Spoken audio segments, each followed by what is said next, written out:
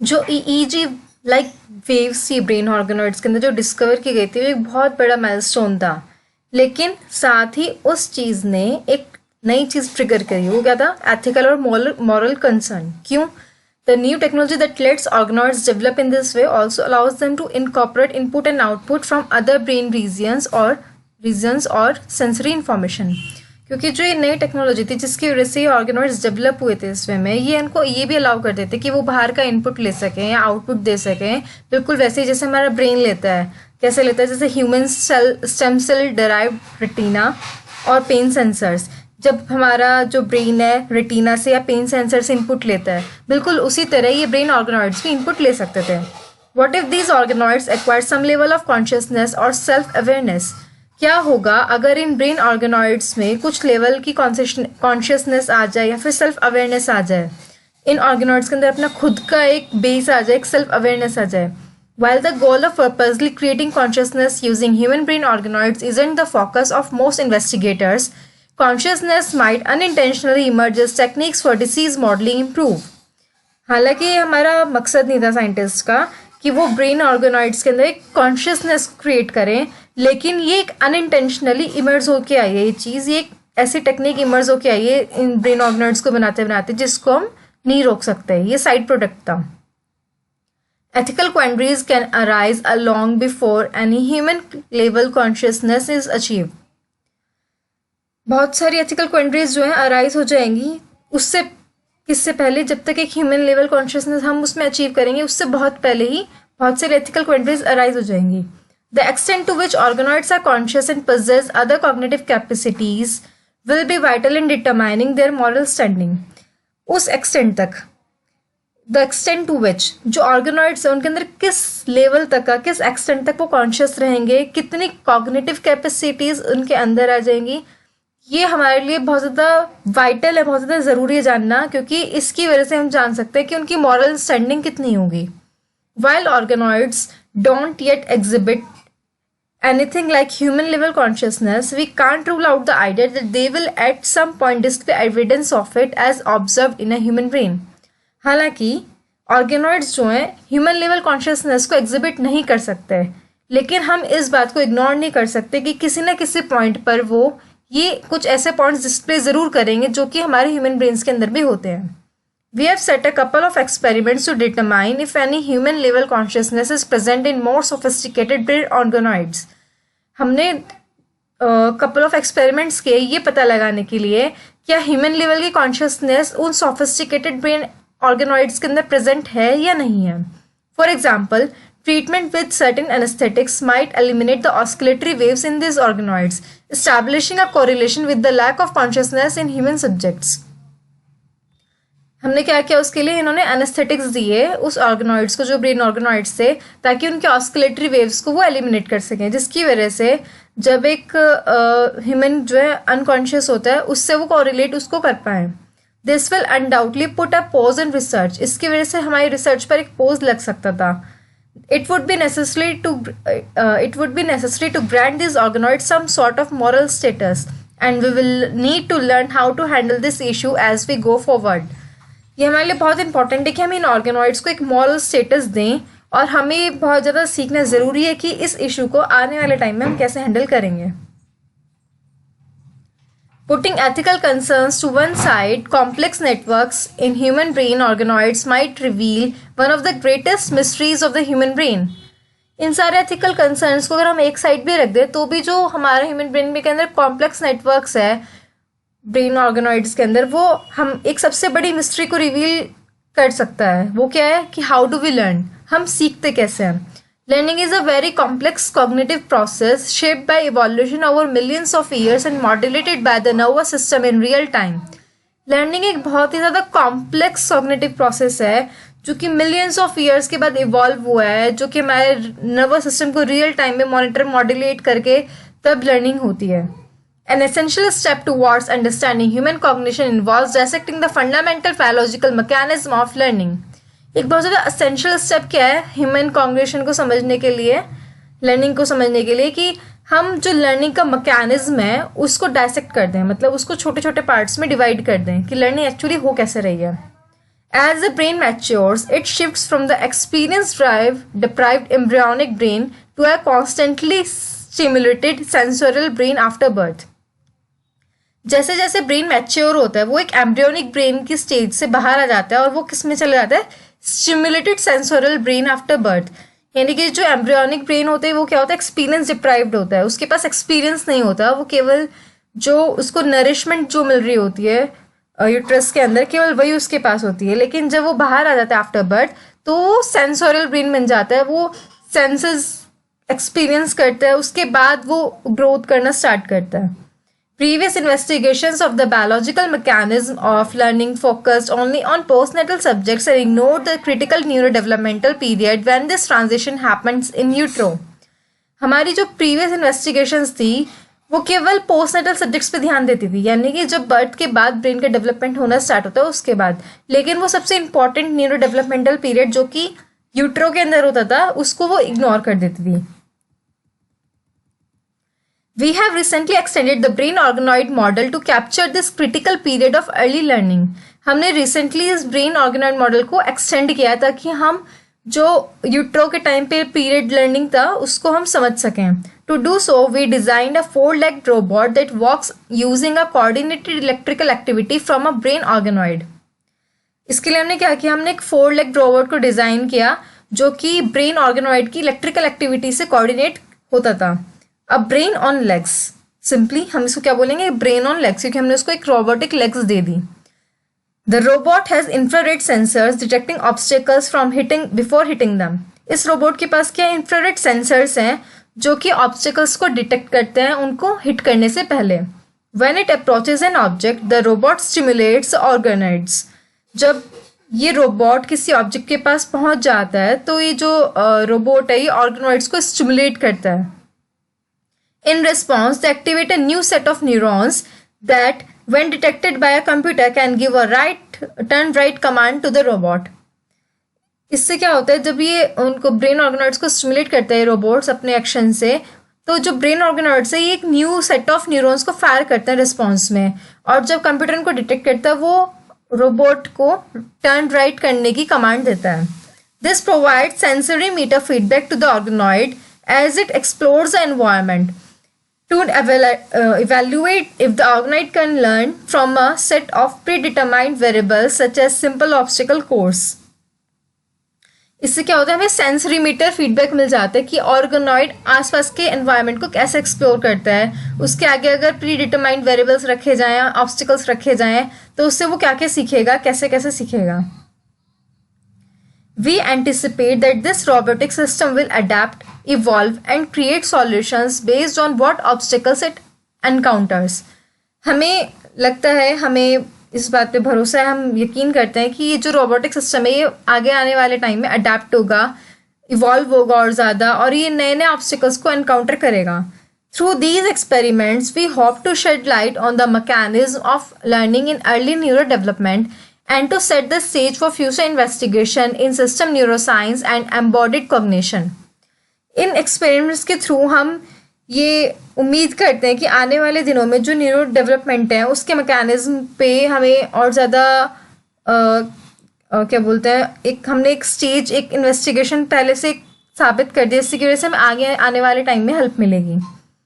Dissecting how an organism adjusts its sensory meter and nervous system is not only crucial for human understanding human intelligence and creativity, but also for designing more robust and efficient learning algorithms for AI research. Dissecting how an organism adjusts its sensory meter. एक organism अपने sensory motor को, एक nervous system को कैसे adjust करता है, इसको समझना केवल इसलिए ज़रूरी नहीं है ताकि हम ह्यूमन इंटेलिजेंस और क्रिएटिविटी को समझ सकें, इसलिए भी ज़रूरी है ताकि हम आगे आने वाले फ्यूचर में बहुत ही अच्छे एल्गोरिथम्स बना पाएँ, एआई के रिसर्च के लिए बहुत अच्छे रोबोट्स बना पाएँ. Such research isn't limited to developing a more human-like AI, but could be applied to neural networks resembling any living organism.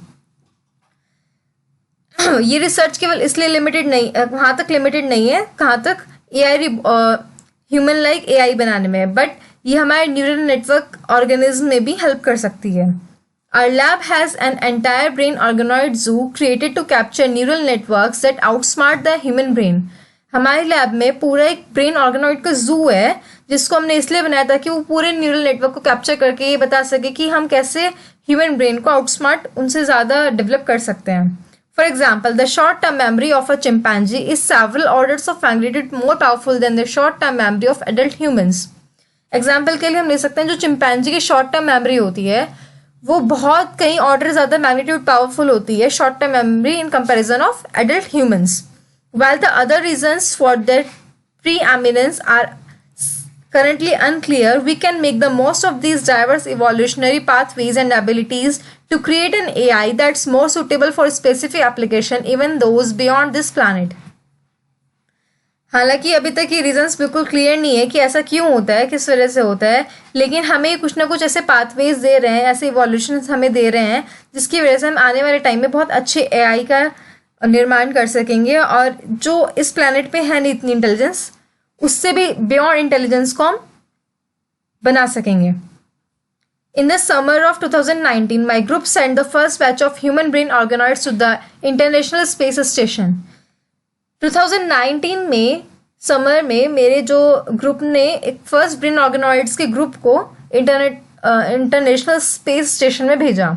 The goal of this and other upcoming space missions is to measure the influence of outer space on the human brain. इसका पूरा mission क्या था, इसको भेजने का कारण क्या था, ताकि हम आउटर स्पेस का इन्फ्लुएंस पता कर सकें ह्यूमन ब्रेन पे क्या होता है. What we learned from studying astronauts who lived on the ISS for the long periods of time is that microgravity and space radiations can have a negative impact on the physiology of the human body. अब तक जितने astronauts की study की गई है जो कि बहुत लंबे टाइम तक ISS में रहे थे, बहुत लंबे टाइम तक, ये देखा गया है कि माइक्रोग्रेविटी और स्पेस रेडिएशंस का बहुत ही नेगेटिव इम्पैक्ट हुआ है उनकी फिजियोलॉजी पर, बॉडी की. We didn't evolve to be up in space. हमारा इवोल्यूशन इस तरह का है ही नहीं कि हम स्पेस में ग्रो हों. And perhaps one of the most important consequences of exposure is the effect on cognition. और इससे भी ज़्यादा सबसे ज़्यादा इफेक्ट क्या है, सबसे इंपॉर्टेंट कॉन्सिक्वेंस क्या है कि हमारे कॉग्निशन पे आउटर स्पेस का क्या इफेक्ट पड़ेगा. Understanding how human brain cells react to this novel environment will help us design new strategies to mitigate the negative effects of long-term space travels and perhaps even enable interplanetary colonization in the future. In human brains को वहाँ पे भेजने का, in human organoids को भेजने का एक ये भी मकसद है कि उस नोवल एनवायरनमेंट में, उस स्पेस के अंदर जब ये रहेंगे तो हमारे लिए ईजी होगा उन नई स्ट्रेटेजीज को डेवलप करना जिससे कि हम जो एस्ट्रोनॉट्स हैं जो कि बहुत लंबे टाइम तक स्पेस में ट्रेवल करते हैं उनके ऊपर पड़ने वाले नेगेटिव इफेक्ट्स को कम कर सकें और अगर फ्यूचर में इंटरप्लैनेटरी कॉलोनाइजेशन होता है तो हम उसको भी इनेबल कर सकें. The research will also teach us about human aging and helps us to develop better treatments for neurological conditions such as Alzheimer disease and dementia. ये रिसर्च हमारी ह्यूमन एजिंग में भी मदद करेगी कि ह्यूमन एजिंग को हम कैसे रोक सकते हैं, क्या केस में आगे हो सकता है, और बहुत सारी न्यूरोलॉजिकल कंडीशन जैसे कि अल्जाइमर डिसीज हो गई, डिमेंशिया हो गई, इनका ट्रीटमेंट कैसे किया जाए. Finally, scientists are also using brain organoids to understand key evolutionary question about the origin of the human brain. और फाइनली अब साइंटिस्ट ब्रेन ऑर्गेनॉइड्स को इसलिए भी यूज़ करें ताकि वो इवोल्यूशनरी क्वेश्चंस को समझ सके कि ह्यूमन ब्रेन का ओरिजिन क्या था. I have an abiding fascination for the Neanderthals that have been with me since I was a child and raises deep philosophical questions that continues to haunt me.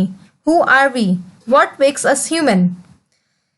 मेरा एक बहुत ही author कह रहे हैं कि उनका एक बहुत ही बड़ा फैसिनेशन था कि निएंडरथल्स, जब उन्होंने निएंडरथल्स के बारे में उनको पता चला जब वो एक बच्चे थे और उनके दिमाग में बहुत सारे फिलोसफिकल क्वेश्चंस आए जो उनको आज तक परेशान करते हैं कि हम कौन हैं, हम ह्यूमन कैसे बने. Neanderthals weren't as sophisticated in terms of art, technology, and adaptation as modern humans, even though their brain volume was similar to ours. जो निएंडरथल्स थे वो इतने ज़्यादा सोफिस्टिकेटेड नहीं थे जितने कि आजकल के ह्यूमंस हैं in terms of art and technology and adaptation, जबकि उनका जो ब्रेन का वॉल्यूम था वो हमसे बहुत ज़्यादा सिमिलर था. Neanderthals shared a part of the evolutionary story with us. We mated and then they disappeared. Neanderthals की जो स्टोरी है एवोल्यूशन की वो हम ह्यूमन से बहुत ज़्यादा मिलती जुलती है क्योंकि निएंडरथल्स और ह्यूमंस में बीच में मीटिंग हुई थी और उसके बाद वो डिसअपियर हो गए, यानी कि हम ह्यूमंस के अंदर निएंडरथल्स की भी जीन्स मौजूद हैं. Understanding how these two populations interacted would tell us a lot about ourselves. ये समझ जाना कि ये दो पॉपुलेशन निएंडरथल्स और ह्यूमंस आपस में इंटरेक्ट कैसे हुआ था इन दोनों के बीच में, इससे ये जानकर भी हमें अपने बारे में बहुत कुछ पता चल जाएगा. Just over 150 years ago, the first fossils of the Neanderthals were discovered in Germany. कुछ 150 साल पहले निएंडरथल्स के पहले फॉसिल्स डिस्कवर हुए थे जर्मनी के अंदर. By analysing these bones and comparing them with ours, we can get an accurate picture of what Neanderthals might have looked like when their lineage split from our own and when they went extinct. उन bones को अगर हम compare करें हमारी खुद की bones से, तो हम एक बहुत एक्यूरेट पिक्चर पता कर सकते हैं कि निएंडरथल्स कैसे दिखते थे, उनकी जो लाइनेज स्प्लिट थी वो कैसे हुई हमसे, और वो कैसे एक्सटेंट हुए. अबाउट 40,000 years ago, करीब 40,000 साल पहले ऐसा सब कुछ हुआ. तो ये कैसे कैसे हुआ. In 2010, the first draft of Neanderthals genome was published based on the ancient DNA samples collected from the bones of 3 female individuals who lived at different times in the cave in Croatia. 2010 में Neanderthal के genome पे एक पहली report publish की गई जिसके अंदर DNA samples थे जो कि 3 फीमेल के थे, 3 फीमेल बोन्स के, जो कि क्रोशिया के केव में मिले थे और अलग अलग टाइम पे. अबाउट 40,000 years ago, यानी कि 40,000 years ago के थे वो, लेकिन वो अलग अलग टाइम के थे. This was followed by a more complete genome sequence of an archaic hominin from Denisova cave in the Altai mountains of Siberia. Genetic analysis of the Denisovan individual revealed that its population is a sibling group to Neanderthals. अब इससे क्या एक और इसके बाद हमें एक नई सीक्वेंस जीनोम की पता चली. क्या पता चली कि जो Denisova cave Altai mountains of Siberia के अंदर, उसके अंदर एक नए आर्काइक ह्यूमन की खोज हुई जिसके जीनोम जो है बहुत ही अलग थे. अब ये जो जीनोम हमें नए मिले थे डेनिसोवन इंडिविजुअल के, ये इनसे पता चलता है कि ये जो पॉपुलेशन थी ये निएंडरथल्स के सिबलिंग ग्रुप्स थे. ये काफ़ी सिमिलर थे उनके, यानी कि उनके सिबलिंग्स थे. Comparing Neanderthals, Denisovan and extant human genomes has revealed that many modern humans carry genes introduced from interbreeding.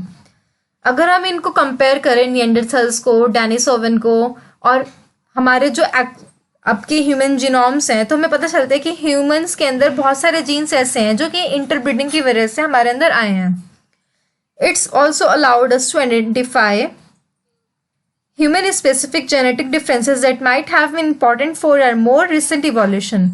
इससे हमें ये भी पता चलता है कि हमारे बीच में डिफरेंसेस क्या है जेनेटिकली और हमारा इवोल्यूशन कैसे हुआ होगा. Human genomes might have much in common with Neanderthals and Denisovan genome. To date, the primary focus of comparative genetics between archaic and modern humans has been on the shared or interogous sites where modern humans have adopted archaic elements. In this way, groups of Homo sapiens arriving in a new era were able to co-opt some of the adaptations that other groups of humans had developed over millennia of natural selection. Examples range from immunity to lethal pathogens to physiological adaptation for living at a high altitude. अब जो cross breeding हुई या फिर जितने भी हमारे jeans sharing होती है, जीन शेयर्ड है हमारे अंदर निएंडरथल से, डेनिसोवन से, उससे हमें क्या पता चलेगा, बहुत सी चीज़ें पता चलेगी कि ह्यूमन होमो सैपियंस कैसे कैसे इवॉल्व हुए, कैसे उन्होंने अपने आप को अडेप्ट किया, कैसे हमारे नेचुरल सिलेक्शन हुए ओवर द टाइम. एग्जाम्पल हमारी इम्यूनिटी लॉथल पैथोजेंस के लिए, मतलब जो कि हमारे आसपास की बीमारी है उनके लिए हमारी इम्यूनिटी कैसे बनी, हमारे फिजियोलॉजिकल अडेप्टेशन कैसे हुए एक हाई एल्टीट्यूड पर रहने के लिए. Comparative genetics has also shown that we have inherited susceptibility to certain conditions or diseases from our extant relatives. Comparative genetics से हमें ये भी पता चलता है कि हम बहुत सारी ऐसी हमारी कंडीशंस हैं या डिसीज हैं जो कि हमने इनहेरिट किए अपने रिलेटिव से, जो कि एक्सटेंट हो चुके हैं. Diabetes is one of them. Diabetes उनमें से एक है.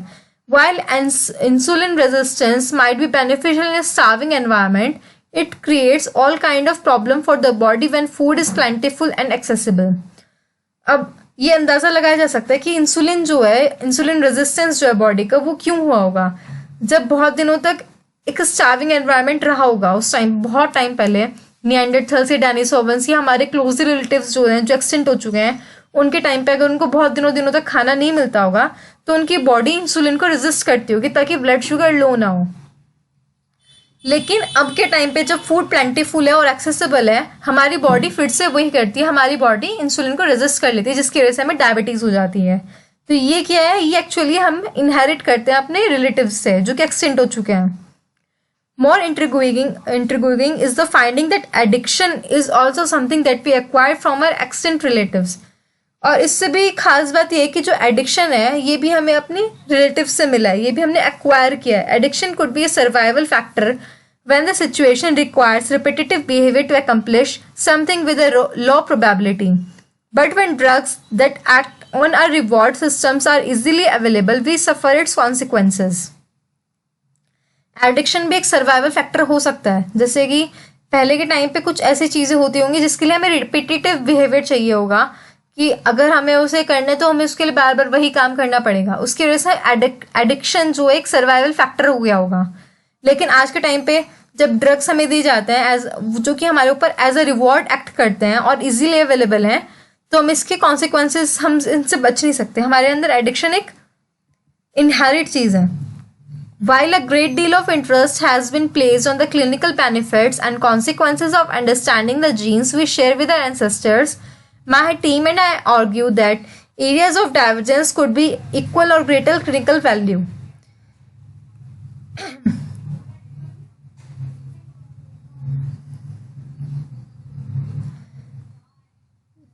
हालांकि जहाँ तक की बात की जाए, जो हमारे जीन्स है, जो हमारी अंडरस्टैंडिंग है कि उनके कॉन्सिक्वेंस हमें क्या देखने के लिए मिलते हैं, मेरी और मेरी टीम इस बात पे भी आर्ग्यू करते हैं कि हमारे और उनके बीच में क्लिनिकली बहुत ज़्यादा डिफरेंस भी हुआ होगा। Unfortunately this runs up against the common misconception that evolutionary studies want translate into medical benefits. लेकिन अनफॉर्चुनेटली ये बात है कि ये कॉमन मिसकंसेप्शन है कि जो इवोल्यूशनरी स्टडीज़ हैं वो मेडिकल बेनिफिट्स में ट्रांसलेट नहीं की जा सकती। For example, while the mechanism behind human unusual bipedal posture and striding gait remain hotly debated, it's clear that several diseases such as hernias, hemorrhoids, varicose veins, spine disorders, knee joint osteoarthritis, uterine prolapse, and difficult childbirth all arose from this marked change in anatomy and human physiology।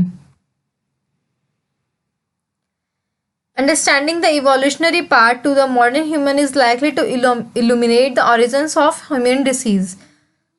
अब देखें कि क्या माना जाता है कि जितने भी हमारी इवोल्यूशनरी स्टडीज़ हैं वो मेडिकल बेनिफिट्स में ट्रांसलेट नहीं हो सकती। लेकिन एग्जांपल अगर दिया जाए, जैसे कि हमारा जो बाइपेडल पोस्चर है, जो ह्यूमन सीधा खड़ा होता है, वो एक बहुत ही हॉटली डिबेटेड टॉपिक है। क्यों? क्योंकि ये बहुत सारी बीमारियों का एक मुख्य रीज़न है, such as hernias, haemorrhoids, knee joint arthritis. बहुत सारी बीमारियाँ जो है वो केवल हमें इसी वजह से हैं, बहुत सारी जो प्रॉब्लम्स है ह्यूमन बॉडी के अंदर वो इसी वजह से, क्योंकि हमारा जो ह्यूमन का ये पोस्चर है उसकी वजह से। तो अगर हम इवोल्यूशनरी की बात को समझेंगे नहीं तो हमारे जो ये ह्यूमन डिसीज का ओरिजिन है इसको भी नहीं समझ पाएंगे। To find the reasons in the genome that are uniquely us, we compare the genome of our extinct relative with those of modern humans, ताकि हमें पता चल सके कोई हमारे जीनोम का कौन सा पार्ट बहुत यूनिकली है और कौन सा हमारे एक्सटेंट रिलेटिव का है। हमने इस चीज़ के लिए क्या किया, दोनों जीनोम्स को स्टडी किया। Surprisingly, by looking at protein coding genes we found only 61 genes that are different between Neanderthals and us. और हमारे लिए बहुत सरप्राइजिंग बात थी कि जब हमने प्रोटीन कोडिंग जीन्स को स्टडी किया तो हमें पता चला कि केवल 61 जीन्स हैं जो कि निएंडरथल्स और हमें डिफरेंट हैं। From those 61, a handful are directly related to the brain। उन 61 जीन में से कुछ जीन्स ऐसे भी थे जो कि ब्रेन से रिलेटेड थे, and only one seemed to be relevant at the very early stages of human neurodevelopment। और इनमें से केवल एक जीनोम ऐसा था, एक जीन ऐसा था जो कि उसके लिए रिस्पॉन्सिबल था, किसके लिए, ह्यूमन न्यूरो डेवलपमेंट के लिए अर्ली स्टेजेस में।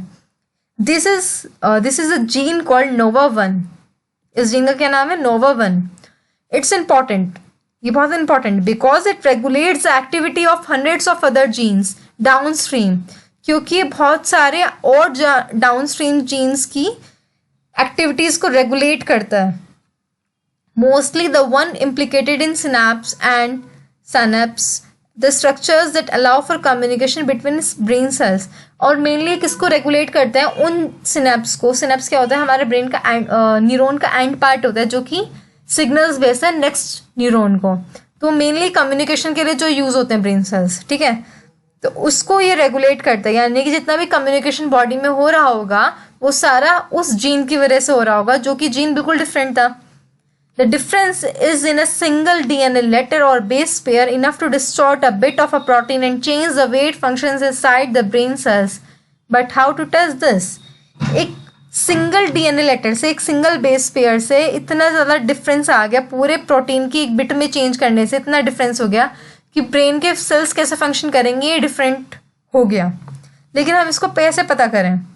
Our approach was to use genome editing enzymes to convert the Nova1 modern gene into archaic version to Neanderthalize the modern human genome in pluripotent stem cells and generate brain organoids from them। हमारी approach कहते हैं कि हम genome editing करें। कैसे? कि हम उसके एंजाइम को Nova1 को modern gene into archaic version two इसको ऐसे चेंज करते जाएं ताकि हम पता चल सके कि ये जो प्लूरिपोटेंट स्टेम सेल्स हैं, ब्रेन ऑर्गेनॉइड्स हैं, ये कैसे हुए। We now call this brain organoids Neanderthoids. अब हम इन ब्रेन ऑर्गेनॉइड्स को निएंडरथॉइड्स बोलते हैं। क्यों? क्योंकि हमने इनको थोड़ा सा इनके जीनोम में एडिटिंग की है। Interestingly we can visualise the differences in the shape of the organoids carrying the archaic and modern versions. और ये बहुत इंटरेस्टिंग बात है कि हम विजुअलाइज कर पा रहे हैं, बिल्कुल देख पा रहे हैं उन डिफरेंसेस को जो कि इन ऑर्गेनॉइड्स की शेप में आया है जब इन्होंने मॉडर्न वर्जन्स के आर्काइक वर्जन्स को कैरी किया है, अलग अलग जीनोम्स को कैरी किया है। Inspection at molecular level confirmed our hypothesis. जब हमने मॉलिक्यूलर लेवल पे इसको ऑब्जर्व किया तो हमें हमारी हाइपोथेसिस पे बिल्कुल कंफर्म हो गया। Several Nova1 target genes were affected altering the composition of the synapses. जब उन्होंने Nova1 टारगेट जीन्स को अफेक्ट किया गया तो बहुत सारे सिनेप्सेस में उनकी पोजीशन में बहुत ज़्यादा चेंजेस आ गए। At the functional level, we observed that the networks on brain organoids carrying the archaic Nova1 version showed a higher activity at early stages। और इससे भी पता चला कि जिसमें Nova1 वर्जन था उनमें अर्ली स्टेजेस में बहुत ज़्यादा हाई एक्टिविटी शो हुई। The changes of neural networks in these Neanderthalized brain organoids parallel the rapidly acquired abilities observed in primate neonates when compared with human newborns। जो neural network के अंदर change है Neanderthals brain organoids के अंदर और इनकी parallel abilities हैं, ये बिल्कुल उसी से कंपेयर होती हुई लगती है जैसे कि ह्यूमन न्यूबॉर्न्स के अंदर होती हैं। A baby chimp can outsmart a human newborn but this changes as we develop. एक बेबी चिम्प जो है ह्यूमन न्यूबॉर्न से बहुत ज़्यादा स्मार्ट होता है क्योंकि वो चल फिर सकता है, उसके अंदर बहुत सारी ऐसी चीज़ें हैं जो ह्यूमन नहीं कर सकता। लेकिन एज टाइम पासेस वो चेंज होते जाते हैं क्योंकि ह्यूमन्स डेवलप हो जाते हैं। This is highly speculative, but our data might suggest that the DNA alteration in Nova1 that we all carry now in our genomes could be a turning point in human evolution। ये बहुत ज़्यादा speculative है ये पता करना कि DNA का alteration जो कि Nova1 से हुआ है, जो कि हम अपने सब जीन में कैरी करते हैं, ये एक टर्निंग पॉइंट हो सकता है ह्यूमन इवोल्यूशन का, जिसकी वजह से हमारा ब्रेन इतना कॉम्प्लेक्स स्ट्रक्चर बन गया और जिसकी वजह से हमें पोस्ट नेटल ह्यूमन केयर की जरूरत पड़ी। A very provocative and intriguing idea. आपने और एनिमल्स देखे होंगे जिनको post natal human care type की जरूरत नहीं होती, वो जब पैदा होते हैं वो तभी से चलना स्टार्ट करते हैं, उनके पास सारी एक्टिविटीज वो तभी से करना स्टार्ट करते हैं, लेकिन ह्यूमन को सब कुछ सिखाना पड़ता है। तो ये जो ह्यूमन इवोल्यूशन है वो केवल एक छोटे से डीएनए अल्ट्रेशन Nova1 की वजह से हुआ था। Of course, this type of research has limitations. One of them is related to the level of alteration required to draw more robust conclusion। हाँ, ये भी है कि इस रिसर्च के बहुत सारे लिमिटेशंस है, जैसे कि उनमें से एक है कि लेवल ऑफ ऑल्ट्रेशन, कितने लेवल तक हमने ऑल्ट्रेशन किया है और उससे अलग अलग कंक्लूजन आएंगे, क्योंकि किस लेवल तक क्या है उससे हम पता कर पाएंगे कि कितने रोबस्ट कंक्लूजन्स हमारे पास आएंगे। For example, what about the other 60 genes. जैसे कि एग्जाम्पल के लिए उन्होंने बताया कि जो बाकी के 60 जीन्स है, क्योंकि एक ही जीन से सब कुछ हुआ था, बाकी के 60 जीन्स का क्या। How would the brain organoids develop with this all this alteration. Brain organoids कैसे डेवलप होंगे अगर इन सारे जीन्स को चेंज कर दिया जाए। To explore this, we created the Center for Archaeolization (ARC) at the University of California, San Diego, where a multidisciplinary team will move forward with the proof of concept. इसके लिए हमने क्या किया, एक सेंटर ऑफ आर्किलाइजेशन बनाया, कहाँ पे, university of California में, जहाँ पे एक मल्टीडिसिप्लिनरी टीम जो है इन सब चीज़ों को देखेगी। The final goal is to catalogue the relevant genetic variant that make us unique. हमारा जो फाइनल गोल है इस सब चीज़ों के लिए वो ये है कि हमारे ऐसे जेनेटिक वेरिएंट्स कौन से हैं जो कि हमें बिल्कुल यूनिक बनाते हैं। This transformative strategy will illuminate not only how DNA alteration in key genes led to a highly sophisticated brain but also shed light on the origins and cause of mental illness. ये जो DNA alteration है ये केवल इस बात का पता नहीं लगाएगा कि हमारा ब्रेन इतने सोफिस्टिकेटेड, इतना कॉम्प्लेक्स कैसे बना, लेकिन ये हमें इस बात के लिए भी बताएगा कि हमारी जो मेंटल इलनेस है इसके कॉजेज और इसके ओरिजिन्स क्या हैं। We have now tools to answer many mysteries of the human brain and perhaps some of the deepest philosophical questions that confront humanity. अब हमारे पास बहुत सारे ऐसे टूल्स हैं जिससे कि हम उन मिस्ट्रीज़ के आंसर्स को पता कर सके जो ह्यूमन ब्रेन से रिलेटेड हैं। ऐसे बहुत सारे डीप फिलोसफिकल क्वेश्चंस हैं जो हमारी ह्यूमैनिटी के सामने बार बार आते रहते हैं, उनके आंसर्स फाइंड आउट करने के लिए हमारे पास बहुत सारे ऐसे टूल्स हैं। The tools are imperfect, ये टूल्स परफेक्ट नहीं है and there is plenty of room for improvement, और अभी इनमें इम्प्रूवमेंट की बहुत सारी ज़रूरत है स्टिल। लेकिन फिर भी even with the approaches that we now have to hand, it's possible to better understand how our brain works. लेकिन जो अब हमारे पास अप्रोचेज हैं हमारे हाथ में, उससे ये बहुत ज़्यादा पॉसिबल हो गया है कि हम अपने ब्रेन्स को कैसे काम करते हैं, कैसे नॉलेज अप्लाई करते हैं, कैसे उनकी और एप्लीकेशंस होते हैं, उनको समझ पाएँ। As long as we keep our eyes and minds open, these teeny human brains are ready to teach us a lot about ourselves and about our future as a species. जब तक हम अपनी आंखें और दिमाग खुला रखेंगे और इन ह्यूमन ब्रेन्स को, इन टीनी ह्यूमन ब्रेन्स को ऑब्जर्व करेंगे, तब तक कि हमें बहुत कुछ सिखा सकते हैं हमारे बारे में, हमारी फ्यूचर स्पीशीज़ के बारे में भी। So it's over, I hope you all like it. Thank you.